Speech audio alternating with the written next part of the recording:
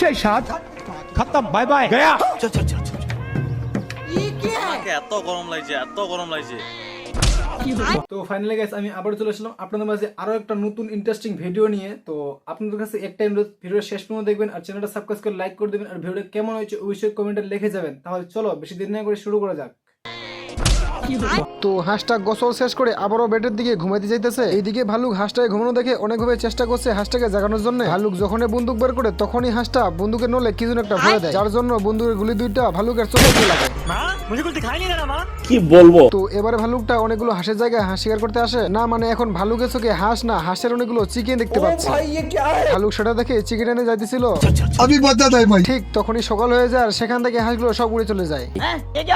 এরপর ভালুকটা চলে আসে এই হাঁসের কাছে যে নাকি সারাদিন পড়ে পড়ে ঘুমাইতেছিল। ভালুক যখনই গুলি করতে যাবে তখনই হাঁস ঘুমের ঘরে ভালুককে বই দেখাতে শুরু করে। তো সেই বইয়ে লেখা ছিল কেউ ঘুমিয়ে থাকলে ফায়ার করা নিষেধ, কিন্তু ভালুক তো এইদিকে হাঁসের মাংস খাওয়ার জন্য উঠে পড়ে লেগেছে। কি বলবো, যাই হোক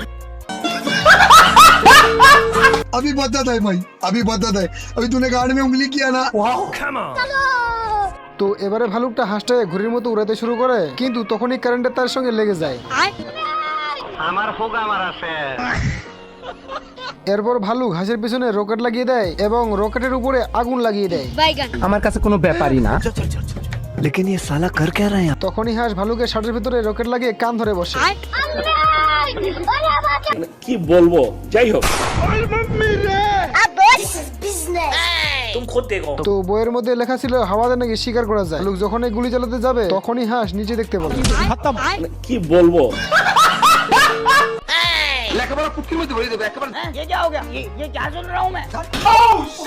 কি বলবো? তো ভালুকের ঘরে ছাদ ভেঙে যাওয়ার কারণে ভালুকের বউ চিল্লাতে শুরু করে। তখনই ভালুকের বউ ভালুককে ছাদ ঠিক করতে বলে। দেখো গাইস তখনই কিভাবে নেকামি শুরু করে দিয়েছে। बाबू भैया से डायरेक्ट बाबू तेरा तो गेम बजाना पड़ेगा। তো ভালুক এবারে রাগটাকে মেনটেন করে ছাদ ঠিক করতে শুরু করে দেয়। तू समझा? তো এইদিকে একটা ছোট ভালুক কুয়ো থেকে পানি তুলতেছিল এবং তার প্যানও খুলে যাইতেছিল।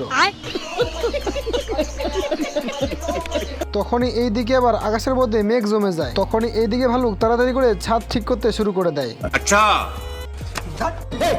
এই পাখি দুইটার প্রেম দেখে এই কুত্তাও ভাবতেছে ইস আমারও যদি থাকতো। তখনই এই বিষয়টা পাখির বয়ফ্রেন্ড দেখে ফেলে।